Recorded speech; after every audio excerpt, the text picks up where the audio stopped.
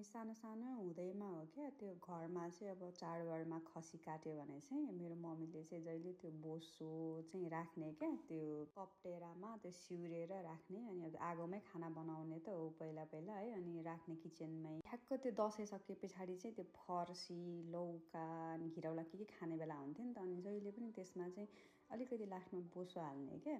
अनि कस्तो मिठो हुन्थ्यो अनि त्यहाँबाट चाहिँ थाहा भयो कि मलाई यो मासु बोसो अनि यो फर्सीहरूको कम्बिनेसन चाहिँ एकदमै मिठो हुन्छ भनेर अनि मैले मोमोमा नि जहिले पनि फर्सी राख्छु क्या त्यो हरियो फर्सी अनि एकदमै मिठो हुन्छ क्या मान्छेहरूलाई भन्दाखेरि चाहिँ मोमोमा नि फर्सी राखेर खान्छ भन्नुहुन्छ है तर एकचोटि राखेर खानुहोस् अनि त्यस पछाडि पल्किनुहुन्छ क्या तपाईँहरू खसीको बोसो छ भने पनि पगालेर चाहिँ मोमोमा हाल्दा हुन्छ तपाईँहरू नन भेज हुनुहुन्छ भने किनभने एनिमल फ्याट चाहिँ तेलभन्दा पनि धेरै राम्रो हो कि अनि यतातिर नि खालि एनिमल पिगको त्यो फ्याट मात्रै खाने रहेछन् हामी चाहिँ तेल धेरै हाल्ने अनि बोसो चाहिँ फाल्ने गर्छौँ नि त त्यस्तो नगरौँ होला है बरु छ भने मोमोमा राख्दा हुन्छ